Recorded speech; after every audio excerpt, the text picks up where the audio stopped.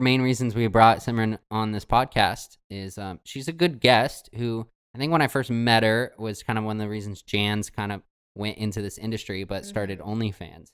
Yeah, okay, so I think I talked about it on a podcast before, but like when I saw Simran doing it and like for her to be, because like obviously I saw like other influencers and like other friends doing it that I wasn't like as close to, but like Simran and I have like very similar like, I don't want to say like life paths, but like we're pretty similar in like some aspects. When I saw her doing it, I was like, I can do it. Like I think I can do it. So then that's what kind of pushed me. Out of all people, I was like, why didn't Jan do it? Thank you. It's like, no, that's one reason why, because I was like, it took me like a few months to decide if I wanted to do it. Yeah. And I was like, what like made you do it? Was it lack of self-confidence? For me wanting to do it? No, I genuinely, like, I have no issue showing my body off. Like, I work really hard for it. Yeah. So at the end of the day, like, I have the full right to do what I want with my body. Exactly. That's what everyone does. Everyone does. This is what I tell everyone is that like people can do whatever they want with their bodies, and like if you're already showing it in a bikini, which everyone does every day on Instagram, why not get paid for it? Exactly. And like people are already in their heads thinking the rest of it, right? Yeah. It's like you're over here, and if you pick the influencer, route, the lifestyle, like it comes with its consequences. But at the end of the day, if you're smart enough to like just really think about all of the consequences and what outcomes you could have, and just kind of wean out like, okay, this is a practical thing for me. There are more wins than there are lows for me. Why not take the step? Yeah. I think one of the big things is like deciding like what is in store for your future to decide like, is that an okay like thing to do now? Because you're not always going to want to do it. At least I would assume. No. I mean, some people do, like just fine.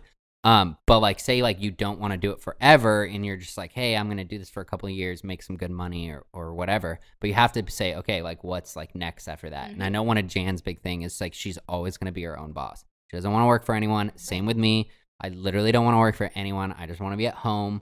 I want to work from home, make my money, and that's it, and pay my taxes. Like, so like I think that's a big thing for her and why it's like okay, and like, or at least why she can like do it confidently and like out there and bravely compared to like a lot of other people who are like, oh my God, she does OnlyFans. And like, and even when I like talk about it with like someone else, it's always a very like confident thing because I'm the most trustworthy person in the world. I don't really care. Like, it doesn't really matter to me.